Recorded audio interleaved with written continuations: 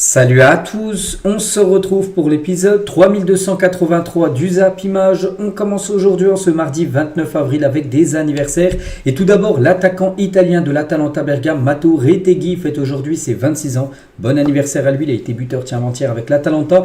Danilo, milieu défensif de Nottingham Forest, il fête aujourd'hui ses 24 ans. Gudmundsson, arrière gauche de l'équipe de Lille, fête aujourd'hui ses 26 ans. Bon anniversaire bien sûr à tous ces joueurs. On continue, on va parler maintenant de ce qui s'est passé lors de la journée d'hier. Et on commence avec une finale de Ligue des Champions Juniors, la Youth League. C'était entre l'équipe turque de Trabzonspor et le FC Barcelone. Et c'est le FC Barcelone U19. En gros, c'est les équipes jeunes qui s'affrontaient. Et c'est le Barça U19 qui s'est imposé lors de cette finale 4-1.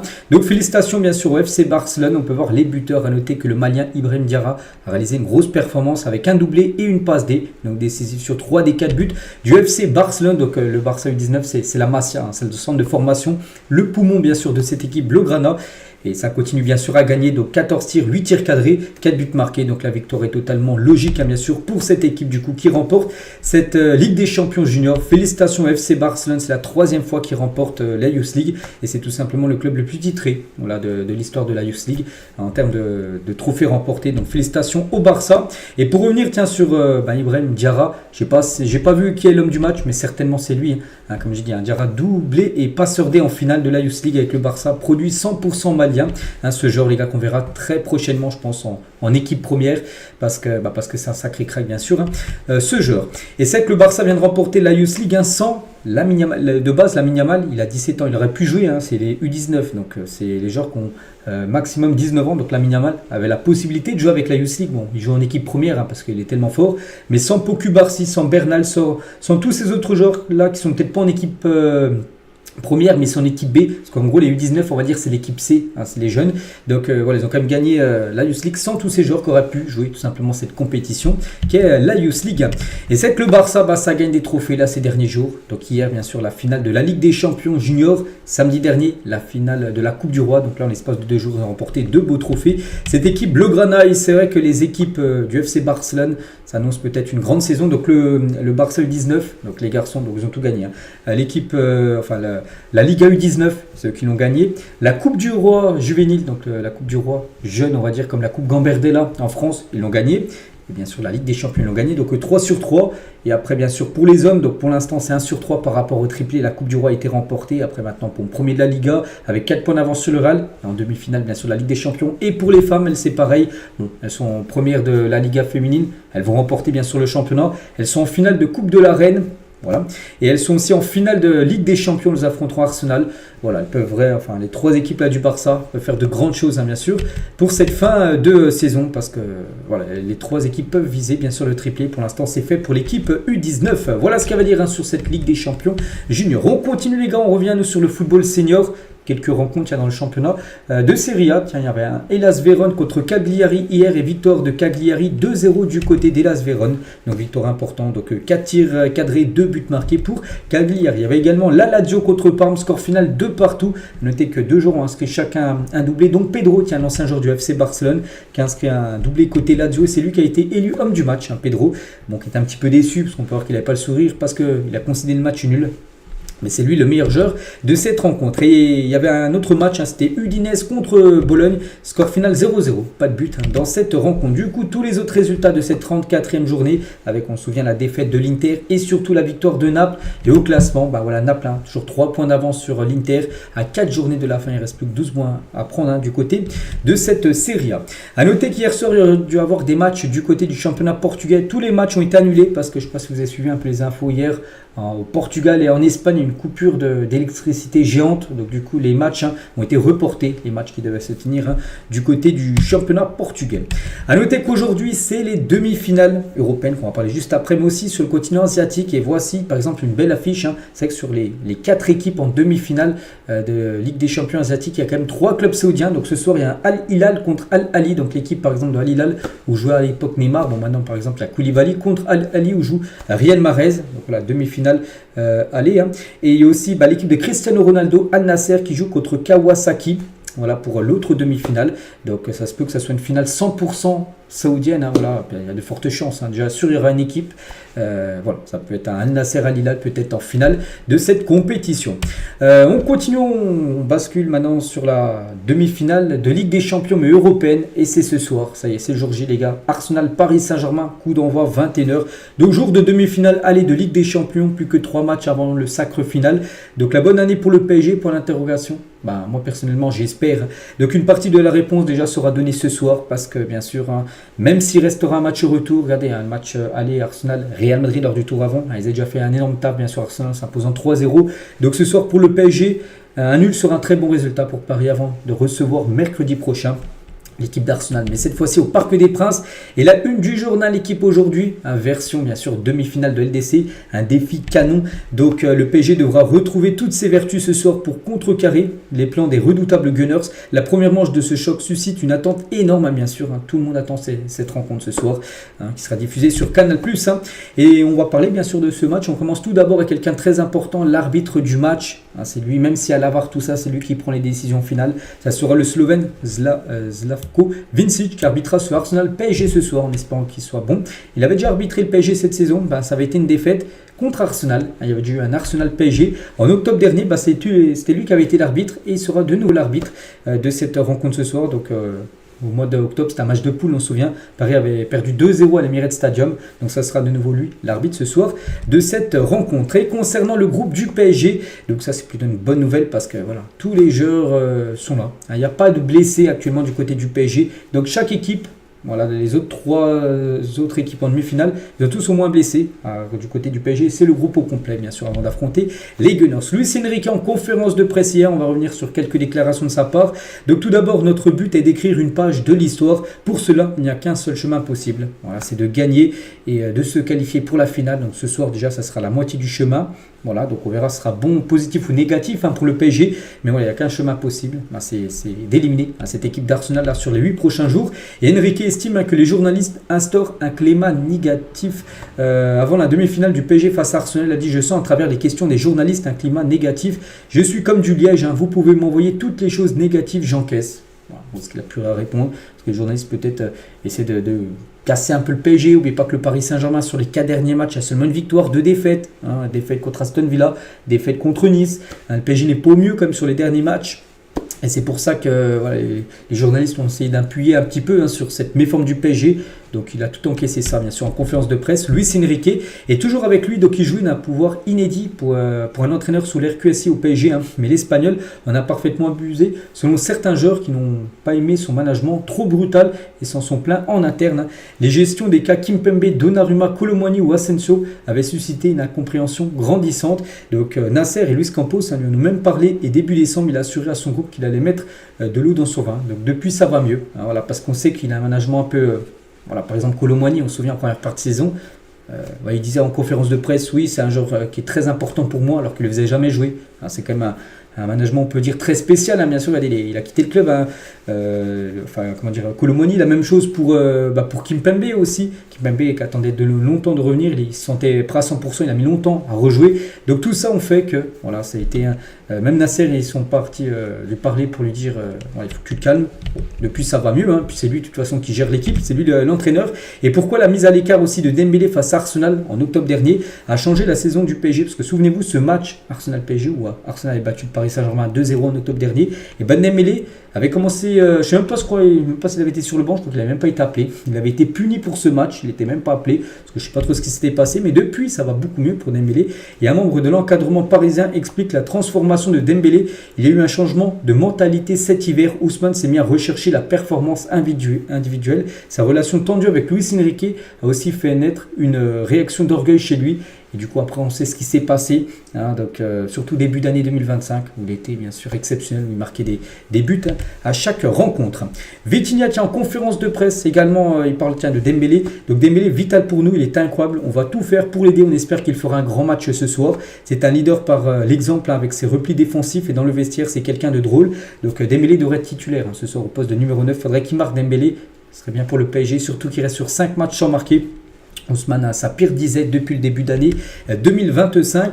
Toujours avec Vitinha, il promet aux supporters parisiens de tout donner face à Arsenal. Donc je suis sûr que si on nous donne tout ce qu'on a, on pourra sortir la tête haute avec fierté. J'espère que ça sera avec la qualification. On promet à nos supporters que l'on va tout donner ce soir, même sur le match retour. Mais là, pour l'instant, on pense seulement au match de ce soir. Et sur son état de forme, parce que Vitinha, c'est que les derniers matchs ne sont pas super bons. On se souvient de le quart de finale retour contre Aston Villa, où il avait pris l'eau totale. Hein. J'ai un coup de moins bien, mais ça passe. Ça arrive et c'est humain, c'est vrai. Des joueurs, les gars, ils sont pas tout le temps parce que Vitinha, depuis pas mal de temps, il est à son prime.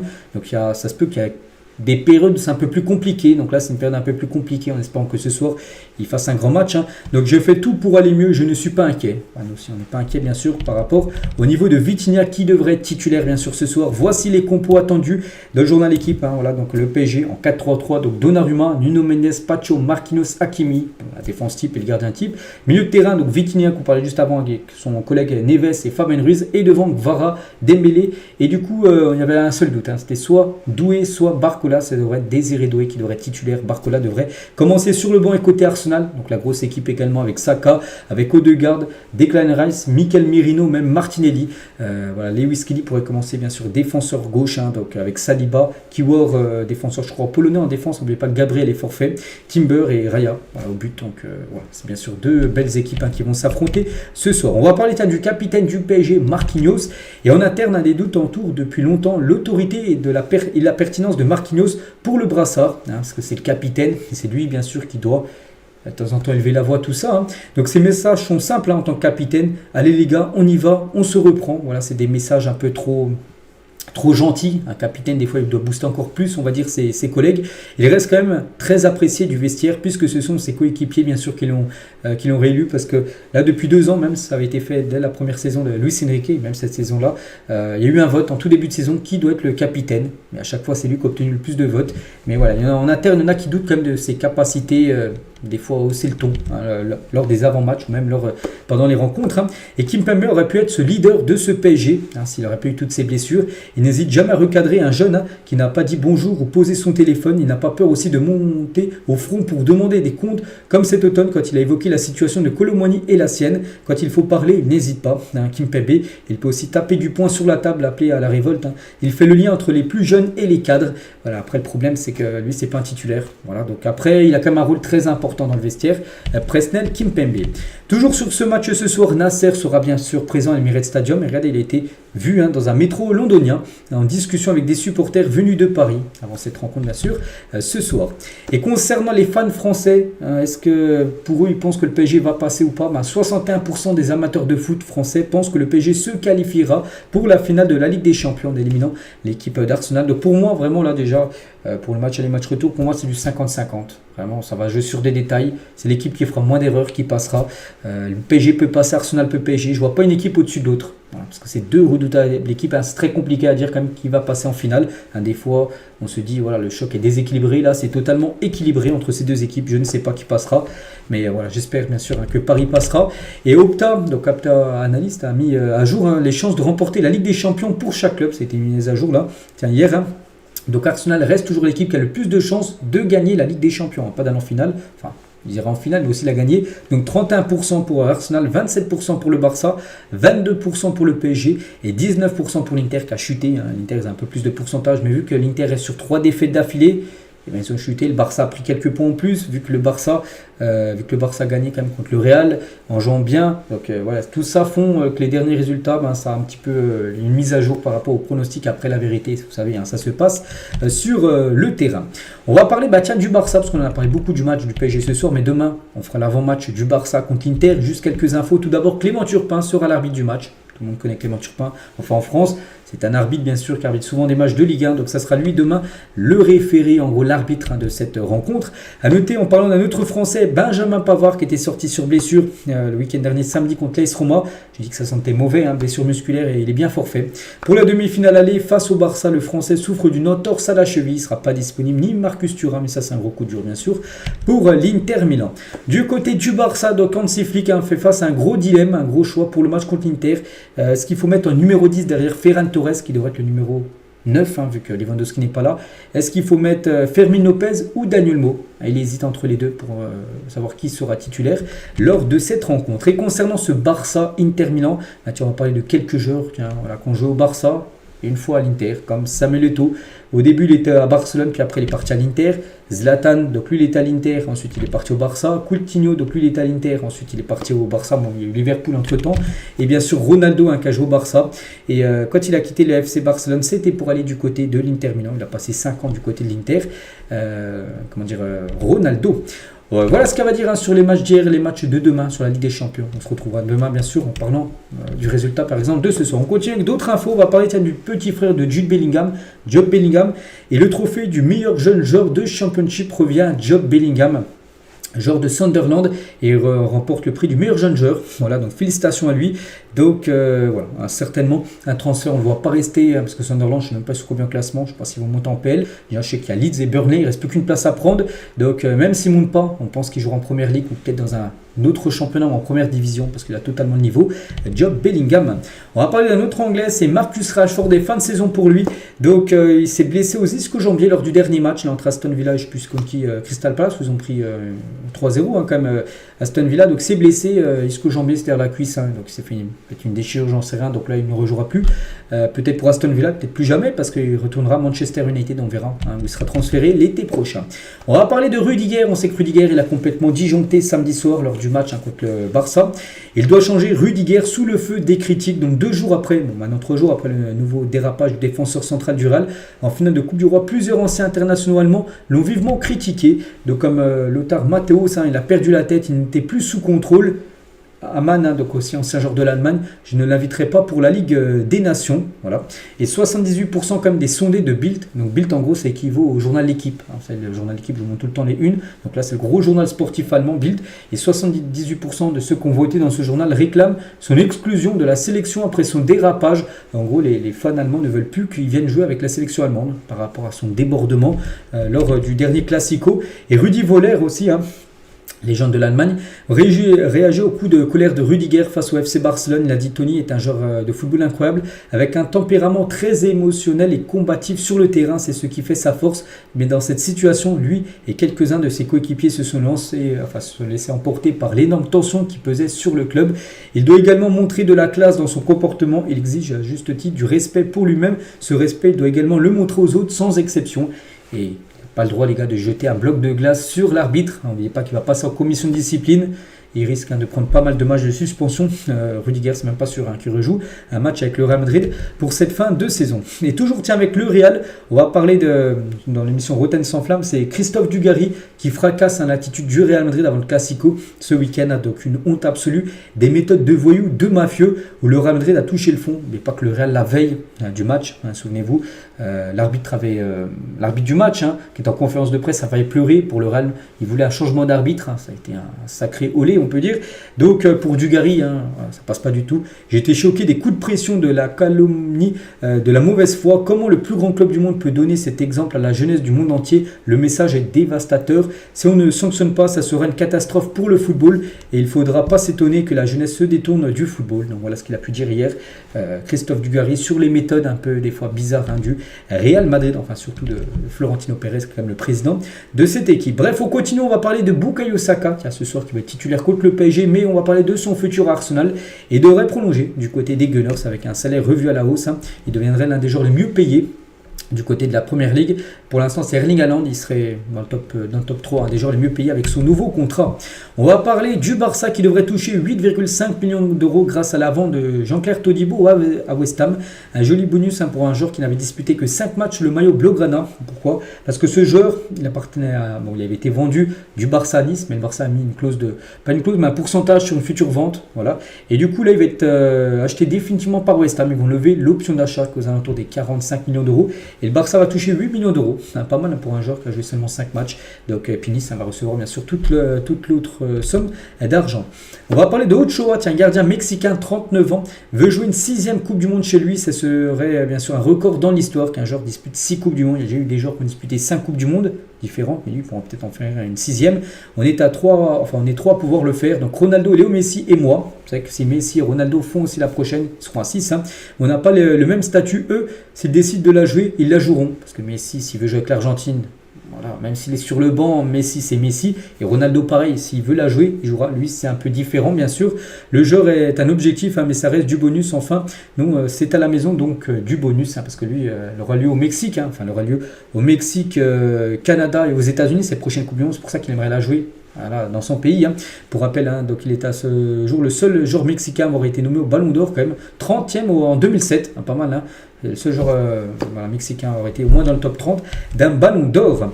On va parler de Jules Koundé avec le trophée de la Coupe du Roi, où il a été très bon et surtout avec ce but victorieux en la 116e minute de jeu. Donc il a fait une photo dans le coffre de sa voiture. Il a mis bien sûr ce trophée. On va parler d'un autre défenseur français, c'est Wesley Fofana. Donc lui joue à Chelsea et Chelsea est ouvert à un départ de Wesley Fofana cet été, prêt ou transfert sec. Il devrait être vendu. Donc l'OM suit toujours avec attention la situation du défenseur des Blues et l'OM en cas de qualification Ligue des Champions, eh ben, il pourrait pourquoi pas essayer de le faire venir. Hein. Donc Marseille Benatia aimerait en faire un pilier de la défense du club la saison prochaine. Mais une qualif en LDC sera capitale. Hein, parce que bien sûr pour attirer de grands noms, Marseille devra bien sûr absolument se qualifier pour la future Ligue des Champions. On va parler, c'est officiel, de Liam Rossenior. Donc c'est le coach de Strasbourg, hein, qui fait du très bon taf actuellement. Et bien il prolonge jusqu'en 2028 avec Strasbourg. Donc c'est amplement mérité au vu, hein, de ce qu'il est en train de faire avec cette équipe. On va parler d'un autre entraîneur qui fait du très bon taf lui aussi, c'est Arne Slot, donc le nouveau coach de Liverpool. Donc il est arrivé l'été dernier, donc première saison déjà, il remporte bien sûr le prix, peut-être le prix du meilleur entraîneur, certainement en fin de saison, mais aussi il a remporté le trophée de la Première Ligue. Et il y a 12 ans, Van Dijk et Slot s'affrontaient en Eredivisie en championnat néerlandais. Et aujourd'hui, c'était hier exactement, ils célèbrent, même avant-hier, donc ils célèbrent ensemble un titre de Première Ligue. Donc voilà, concernant ces deux Néerlandais. Tiens, un autre joueur aussi qui a raflé pas mal de trophées ces derniers temps, c'est Alexis McAllister. Donc la Première Ligue remportée l'année dernière, il a remporté la Copa América. Il a remporté aussi en gros trophée la Coupe du Monde, il y a 3 ans bien sûr avec l'Argentine. C'est vrai que lui, il enchaîne les gros trophées, le milieu argentin. On va parler d'Hassane Diao, qui est un joueur sénégalais de l'équipe de Como. Il joue au Betis il y a encore quelques mois. Et arrivé cet hiver, Diao a déjà été élu 5 fois MOTM en Serie A. Pas mal, bien sûr. Bon, je crois qu'il est blessé jusqu'à la fin de saison. On lui souhaite bien sûr un bon rétablissement. On va parler cette fois-ci de Karim Benzema. A visiblement très apprécié le but d'Amine Gouiri, donc avant-hier, face à Brest. Retour acrobatique d'Amine Gouiri. Il a publié ça sur son réseau Instagram. Et Karim Benzema, les gars, a réagi en mettant 3 smileys flammes pour dire, voilà, en gros, magnifique but bien sûr. C'est peut-être là quand Benzema lui a serré la main qu'il a envoyé bien sûr son don du football. Et en parlant d'Amine Gouiri, regardez, il figure dans l'équipe type WhoScored, sur une application où tu peux voter bien sûr des performances des joueurs. Donc par exemple du côté de l'OM, il y a Rabiot et Gouiri sont dans l'équipe type de la semaine. Pas mal de joueurs aussi de la GOCR. OCR, n'oubliez pas, gagné 4-0 du côté de Lens. Et toujours tiens avec l'Olympique de Marseille et aussi Gouiri. Donc avant-hier, l'OM a floqué ses maillots avec les couleurs de la Côte d'Ivoire et des noms de villes ivoiriennes après son partenariat avec Sublime Côte d'Ivoire. Donc voilà, il y avait pas mal de... par exemple, le maillot Luis Enrique, on peut voir que c'était marqué Abidjan, voilà, une ville bien sûr du côté de la Côte d'Ivoire. On va parler cette fois-ci d'Hansi Flick qui va prolonger avec le Barça. Un accord de principe a été trouvé pour un nouveau deal entre le Barça et le coach allemand jusqu'en juin 2027. Donc lui, l'arrivée, en juin 2024, il avait signé pour 2 ans, donc jusqu'en 2026. Il va prolonger d'une année supplémentaire Hansi Flick par rapport à tout le boulot énorme qu'il est en train de réaliser du côté du club du FC Barcelone. Giroud raconte le nouveau Ousmane Dembélé. Je n'ai pas été surpris par ce Dembélé version 2025 qui est très bon, même si là il passe dans une période un peu compliquée, 5 derniers matchs, aucun but. Donc voilà, à force de travail, il a énormément progressé dans la finition. Il avait parfois tendance à dépenser beaucoup d'énergie dans ses dribbles avant le dernier geste. Aujourd'hui, dans une position plus axiale, il canalise mieux ses efforts et garde davantage de lucidité devant le but. Et tout ça font qu'il est beaucoup plus finisseur, tueur devant le but bien sûr. Dembélé. Et Giroud est visiblement aussi fan de Désiré Doué, autre crack du côté du PSG. Donc à lui, j'adore Doué. Je l'avais déjà remarqué en février 2024 quand on avait affronté Rennes avec l'AC Milan en Ligue Europa. Il m'avait déjà tapé dans l'œil. Donc voilà, Giroud bien sûr n'a peut-être jamais joué avec Doué, parce qu'en équipe de France, Giroud avait déjà quitté les Bleus avant que Doué arrive. Mais voilà, c'est un joueur, il sait qui fera certainement une belle carrière en bleu. Et Giroud aussi trouve injuste les critiques sur Doué Donnarumma. Donc pour moi, les top 5 européens. J'ai trouvé les gens un peu durs avec lui. Il ne méritait pas toutes ces critiques. Ça m'a réjoui de le voir répondre sur le terrain et montrer l'éventail de ses qualités, en espérant que ce soir il fasse un grand match. Donnarumma, parce que c'est sur ce genre de match-là, bien sûr, qu'il est énormément évalué. Donnarumma, les grands matchs de Ligue des Champions. On va parler de Lamine Yamal. Actuellement en Europe, aucun joueur en Europe a fait plus de passes D que Lamine Yamal, toute compétition confondue. N'oubliez pas que Lamine a seulement 17 ans. Donc Lamine Yamal, numéro 1, 48 matchs cette saison et 24 passes D. Donc il fait mieux qu'un autre Blaugrana, Rafinha. Donc lui 50 matchs, mais 23 passes D. 23 passes D également pour Mohamed Salah. Et après, il y a Cherki, il y a Mikel Olise, il y a pas mal de Français. Il y a Bradley Barcola aussi qui est bien classé avec 17 passes D pour Barcola. Il y a aussi, par exemple, Vini, Achraf Hakimi ou même Saka. Mais voilà, c'est bien Lamine Yamal le premier. Et Lamine Yamal, regardez, si on regarde sur les 10 dernières années, les joueurs qui ont délivré le plus de passes D, toutes compétitions confondues, et bien on peut voir par exemple que Lamine Yamal serait actuellement en 4e position. Il y aurait Neymar, deux versions Neymar, 26 et 25. Et Léo Messi en 2019-2020, il a fait 27 passes D. Mais Lamine Yamal, il lui reste encore quelques matchs à jouer. Il reste la fin de saison de Liga. Il reste encore au moins 2 matchs de Ligue des Champions, peut-être 3 si à la finale. Donc il peut encore délivrer des passes D.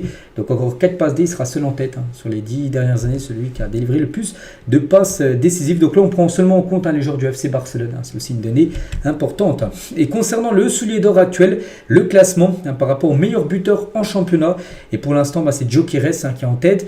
Donc Gyökeres, voilà, grâce au quadruplé pour le Sporting face au Boavista, Gyökeres est en tête du soulier d'or avec 38 buts pour 57 points et dépasse donc Mohamed Salah. Pourtant Salah 56 points, donc un point seulement en dessous, mais 10 buts de moins parce qu'en gros, vu que Gyökeres joue dans un championnat moins portant, ça apporte moins de points en gros si tu marques du côté du championnat portugais que du championnat de Première Ligue, qui est le plus gros championnat bien sûr en Europe. Bon bref, pour l'instant c'est Gyökeres qui est le premier au classement actuel du soulier d'or. Il pourrait remporter bien sûr ce prix en fin de saison. L'OM va fêter ses 125 ans vendredi au Vélodrome et l'OM va réunir de nombreuses légendes pour l'événement. Des joueurs comme Samir Nasri, Nyang, Drogba ou même Ribéry seront invités. Peut-être pour un match, j'en sais rien, peut-être un match de charité, je ne sais pas, mais voilà, ce sera pour fêter les 125 ans de l'Olympique de Marseille. Accord entre la fédération brésilienne et Carlo Ancelotti, donc l'Italien sera bien le prochain sélectionneur de la Seleção, notamment pour la Coupe du Monde 2026. Le Brésil doit faire mieux que ce qu'ils ont pu faire lors des dernières Coupes du Monde. Le Brésil a une galère maintenant à gagner une Coupe du Monde. Dernière gagnée en 2002, c'est une éternité, ça fait 23 ans. Que le Brésil n'a pas gagné la Coupe du Monde. Donc l'objectif bien sûr sera avec Ancelotti de gagner la prochaine Coupe du Monde. Donc voilà, il devrait finir la saison avec bien sûr le Real jusqu'au 25 mai. Ce sera la dernière journée de Liga. Il ne sera pas lui le coach du Real Madrid pour la Coupe du Monde des clubs qui commencera 3 semaines après. Après il prendra bien sûr la sélection brésilienne. Et pour le remplacer, donc Xabi Alonso est à un pas de trouver un accord total avec le Real Madrid. L'entraîneur espagnol informera le Bayer Leverkusen de sa décision dans les prochains jours. La fédération brésilienne est en train de finaliser les détails de contrat d'Ancelotti qu'on a parlé juste avant. Donc voilà, son remplaçant déjà trouvé, Xabi Alonso devrait devenir le coach du Real Madrid. Toujours au Real, on va parler aussi de Thibaut Courtois, devrait renouveler son contrat de 2 ans au Real. Donc le gardien vise à continuer au Real Madrid au minimum jusqu'à ses 35 ans et donc jusqu'en 2028. Au sein du club, Courtois est considéré comme un footballeur exceptionnel. Donc le club madrilène va briser sa politique de prolonger d'1 an les joueurs de plus de 30 ans. Parce que normalement, si tu as plus de 30 ans au Real et tu venais de prolonger, c'est 1 an par 1 an, voilà, c'est une année par année. Et là, il devrait lui prolonger 2 ans parce que c'est un joueur considéré comme un footballeur exceptionnel. Et c'est pour ça que le Real pourrait lui proposer du coup de prolonger 2 saisons supplémentaires. Actuellement, il a un contrat jusqu'en 2026, dans 1 an. Pour ça qu'ils aiment mal prolonger jusqu'en 2028. Toujours avec le Real, souhaite aussi avoir Alexander Arnold en juin prochain pour la Coupe du Monde des clubs. Pour cela, il faudra trouver un accord avec Liverpool puisque le contrat du joueur se termine le 30 juin prochain. Et surtout que la Coupe du Monde des clubs commence mi-juin. Donc lui, il a un contrat jusqu'au 30 juin. Il faudrait que du coup, qu'il y ait un accord avec Liverpool pour qu'il arrive 2-3 semaines avant. Pour qu'il puisse jouer bien sûr cette Coupe du Monde des clubs avec son nouveau club qui sera certainement le Real. Et le Real aussi pourrait viser un autre joueur de Liverpool, McAllister, et aussi Milos Kerkez, lui joueur de Bournemouth, parce que le Real cherche aussi un latéral gauche. Bon, latéral droit est trouvé avec Alexander Arnold, mais de l'autre côté ils aimeraient avoir Milos Kerkez, joueur hongrois, et aussi un milieu qui devrait être Alexis McAllister que le Real Madrid, mais lui bien sûr ça coûte très cher, ça pourrait dépasser les 100 millions d'euros. Elias Benseguir pourrait quitter Monaco cet été. Actuellement il a des relations très tendues avec Adi Hutter, le coach autrichien de cette équipe monégasque. Regardez les équipes intéressées, on peut voir City, Liverpool, Leverkusen et le Bayern Munich sont tous intéressés par le joueur marocain. Ce que réalise Conte à la tête de Naples depuis l'été dernier, donc déjà il récupère le club 10e de Serie A la saison passée. Une équipe bien sûr en grande difficulté. Donc il perd Osimhen qui part à Galatasaray. Il perd aussi Kvaratskhelia en janvier. Deux cadres bien sûr de l'équipe. Il transforme Lukaku et Scott McTominay. Voilà, c'est des joueurs. McTominay il est arrivé, il marque plus de surbuts le dernier match, c'est lui qui a mis le doublé. Et Lukaku fait une énorme saison et place Naples en tête du championnat 3 journées de la fin et avec 3 points d'avance sur l'Inter. Donc s'ils gagnent leurs 3 derniers matchs, Naples sera champion. Donc voilà, il a fait quand même un taf de fou bien sûr, Antonio Conte. Le maillot de Lyon pour la saison prochaine à l'occasion des 75 ans du club. Voilà quoi devrait ressembler le maillot de l'Olympique Lyonnais. Après, est-ce que ce sera le maillot officiel ou peut-être un maillot collector, je ne sais pas. Mais voilà, ça pourrait être ça avec le logo de Lyon à l'ancienne. Donc avec short bleu et maillot et chaussettes de couleur blanc. Le témoignage glaçant de Jeff Louis, donc ancien joueur du Mans, Nancy ou Caen, aujourd'hui fauché après avoir été pilé par les gangs à Haïti. Il a dit des gangs se sont emparés de Mirebalais, donc une ville du côté d'Haïti. Donc la ville où j'ai ma maison, à une 50aine de kilomètres de la capitale, Port-au-Prince. Ils m'ont tout pris, je n'ai pas eu d'autre choix que de fuir. Ces gens-là n'ont aucune valeur, ces gens qui appartiennent à des gangs, aucune considération pour la vie humaine. Si tu leur poses un problème, si tu vas contre eux, ils te tuent direct. Ils cherchent pas, ils réfléchissent pas. Donc j'ai quitté mon quartier de Mirebalais, mais je me sens pas davantage en sécurité. J'ai peur de mourir. Il me reste un tout petit peu d'argent pour dormir à l'hôtel pendant quelques jours, mais après ça, je vais me retrouver à la rue sans rien. Donc voilà, on envoie beaucoup de force parce qu'actuellement, la situation est très critique, bien sûr pour lui aussi, pour tous les habitants, bien sûr de Haïti. On leur envoie beaucoup de force. On va parler d'Eden Hazard. Il a bouclé 225 km de vélo en participant à la Mallorca 312, une course de cyclisme. C'était le week-end dernier.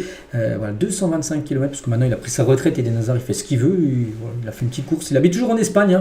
Voilà, il se plaît en Espagne. Donc voilà la nouvelle vie, bien sûr, d'Eden Hazard. On va parler cette fois-ci de Rafinha qui s'exprime sur l'énorme offre d'Al Hilal. 50 millions d'euros par saison qu'il aurait pu toucher en rejoignant ce club. Il a dit, on m'en a informé hier et cela m'a beaucoup surpris car les chiffres étaient très élevés. C'est 5 fois plus que ce qui touche du côté du Barça. En Barça, il est aux alentours des 10 millions d'euros. Net, là, il aurait touché 50 millions à Al Hilal. Donc il a dit, sincèrement, si on m'avait fait cette offre l'an dernier, je crois que j'y serais allé à ce moment-là. J'étais un peu détruit et cette offre aurait complètement changé ma vie, celle de mon épouse et de ma famille. Et celui qui dit qu'il n'irait pas ment, car c'est impossible de voir des chiffres comme cela et de ne pas penser à quel point cela peut changer la vie. Avec des salaires de 50 millions d'euros par an, c'est énorme, en net en plus. Donc j'ai encore beaucoup à porter en Europe, c'est ce qui m'a amené à détourner mes yeux de l'argent et du coup à rester au Barça. Et je pense qu'il a fait le bon choix. Bon, peut-être pas financièrement, parce qu'il a touché plus d'argent à Hilal, mais sportivement, vu ce qu'il a fait bien sûr cette saison, et peut-être, il pourra peut-être partir à Hilal de le futur, et peut-être au lieu de toucher 50 millions, peut-être que ça sera un salaire à 100 millions d'euros, vu maintenant l'importance qu'il a pris, le joueur Rafinha. Et on finit les gars cet épisode aujourd'hui, on revient sur cette demi-finale ce soir. Mettez-moi un petit pronostic en commentaire pour vous, qui va gagner ou nul, j'en sais rien. Mais ce soir, pour vous, vous voyez quel résultat pour ce Arsenal Paris Saint-Germain. Donc voilà les gars ce qu'il y avait à dire. J'espère que ça vous a plu. Donc je vous laisse, je vous souhaite une bonne journée, bon match à vous. On se retrouve bien sûr demain mercredi. On fera le débrief de cette rencontre. On parlera bien sûr du match également entre le Barça et l'Inter. À demain.